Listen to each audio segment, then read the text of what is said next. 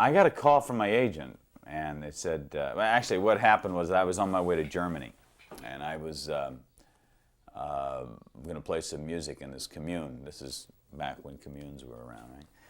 So I was doing that, and I got a call from my agent. I'd sublet my apartment and everything like that. And I said, listen, do you know about this show called Dark Shadows? And I said, yeah, it's that gothic thing that ABC's doing.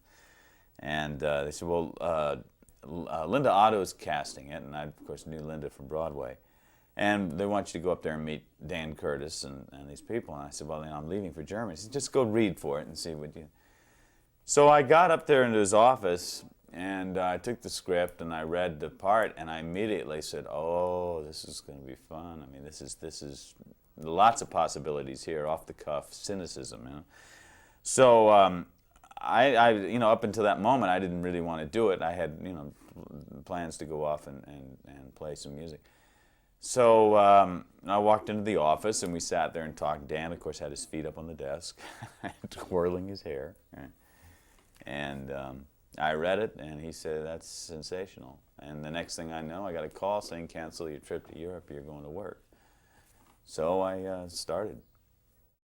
I had a scene with Johnny Carlin. I had a scene with Jerry Lacey.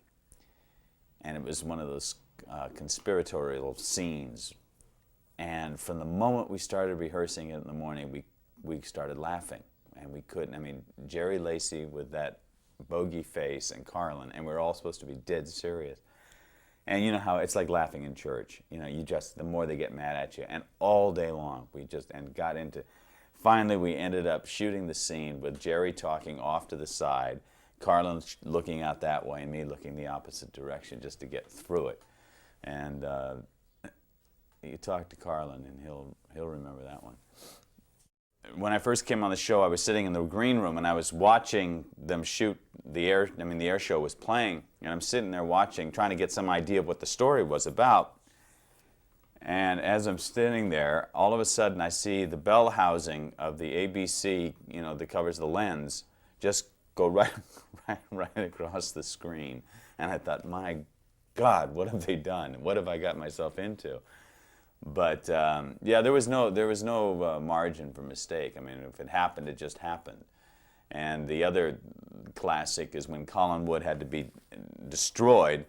And then on the other side of the soundstage, all these 12 wrestlers rose from the dead. I don't know if you remember this show in particular, but the cue was given at the wrong time. And Colin Wood collapsed, and these 12 wrestlers came up out of the thing, and the whole show was shot. And so they had to shoot Colin Wood already. I mean, it was just a total disaster. And you couldn't go back to, redo that. So that was sink or swim, I think one of the things that always impressed me was Selby's his professionalism. I think David was really somebody that I really enjoyed working with. I liked being his nemesis. And we had a great deal of fun together. I think Carlin is just, they're just tapping the sources of his ability now. And I think you could see it back then that there was an enormous amount to be given. Kate Jackson was just beautiful, and just beautiful. I mean, she was lovely. And I enjoyed working with Kate, even though she knocked me out. But, that was the all-time thing. Joan Bennett, working with somebody of that stature and just coming into the studio and having scenes to work with her and stuff of that sort. And it was just the height of professionalism. And you never really got the impression that she was who she was.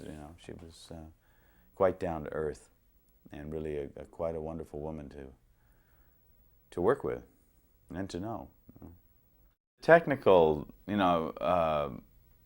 quality of Dark Shadows was really ahead of its time. In fact, when we had our conference, the reunion a couple of years back, I remember watching scenes that I had done. And some of the things is transposing the head in the box and talking and all of those things that are taken for granted now, but back then it was quite an innovative way of doing things.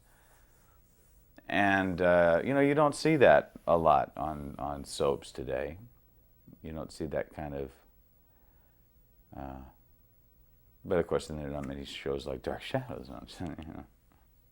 The fondest memory I have is actually shooting the film, working on the show, and then taking the time off to go up into Lyndhurst and be with those people in a different surrounding and put together a movie. That was really, I really enjoyed that a lot. That was a lot of fun, and I think also the closing party was pretty nice too. That was quite a gathering of people. The thing that grabbed me about the part is that he is the essence of evil. Gerard Stiles was he murdered his best friend, married his wife, and seduced her, and then took over the family fortune, and then backpedaled when his friend turns out that he wasn't really dead. That's the thing that grabbed me about it. I like playing those kind of characters and those dark kind of characters, because I think there's a lot of that kind of attitude in everybody, and it's nice to be able to get that out.